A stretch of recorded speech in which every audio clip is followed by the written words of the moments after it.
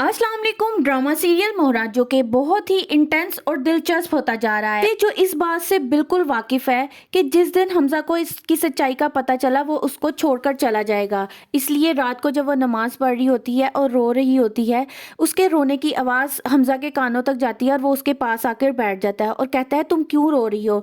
अलीज़े उससे कहती है कि आप कभी भी मेरी मोहब्बत पर शक ना करना, मेरी मोहब्बत में कभी भी खोट नहीं रहा, मैंने सच्चे दिल से आपसे मोहब्बत की है।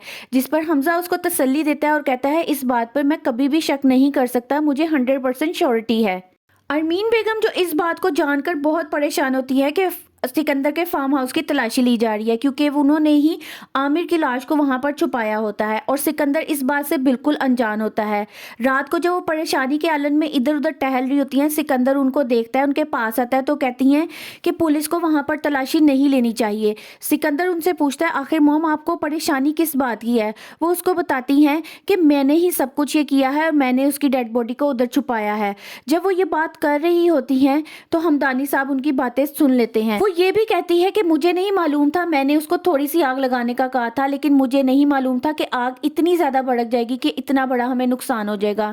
हमदानी साहब ये सदमा बर्दाश्त नहीं कर पाते और वो उसको कहते हैं कि तुम तो मेरी शरीके हयात थी, लेकिन तुम मेरी आस्तीन का साम कब बन गई। अगले दिन आखिरकार पुलिस वालों को आमिर की लाश भी मिल जाती है और फोन भी बरामद हो जाता है। और जैसे ही सिकंदर को ये बात पता चलती है तो वो कहता है कि मॉम किसी ने जानबूझकर आमिर का मोबाइल मेरे फार्म हाउस में छुपाया था ताकि जब आमिर का मोबाइल वहां से मिल जाए तो उसने उसकी लाश भी मिल जाए। हो ना हो ये वही है जो अब तक मेरे साथ ये सब कुछ करती आई है और ये कोई और नहीं अलीज़े है। मुझे सिर्फ एक बात जाननी है कि आखिर वो ऐसा कर क्यों रही है। इस तरफ अरमीन बेगम जब अलीज़े को देखती हैं तो वो गुस्से में आ जाती हैं और उससे कहती है तुम आखिर हो कौन और चाहती क्या हो। जिस पर अलीज़े उनको बड़ा करारा जवाब देती है और कहती है कि आप यूं समझ लें मैं एक दीमक हूँ जो कि हमदानी हाउस को लग गई है और बहुत जल्द इस घर को तबाह बर्बाद कर देगी। अलीज़े की ये बातें अरमीन बेगम पर बिजली की तरह गिरती हैं और वो लड़खड़ा जाती हैं, लेकिन अलीज़े उनको मजीद ये कहती है अभी हौसला करें, सब्र करें, अभी तो बहुत कुछ होना बाकी है। जो अपनी हर चाल को कामयाब होता देखकर बहुत खुश तो होती है, लेकिन अंदर ही अंदर उसको एक दुख खाया जाता है, वो ये कि हमजा मुझे कहीं छोड़ ना दे।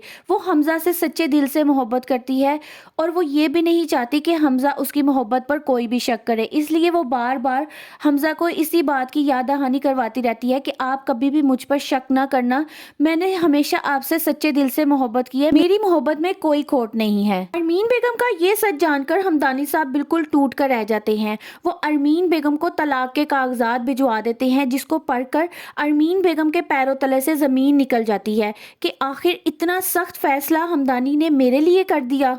अब देखना ये है कि अरमीन के साथ क्या सिकंदर को भी जेल की हवा खानी पड़ेगी और हमजा के सामने अलीज़े की सच्चाई आने से पहले क्या वो मंजर से गायब हो जाएगी या हकीकत का सामना करेगी। अपनी राय का इजहार कमेंट सेक्शन में ज़रूर करें।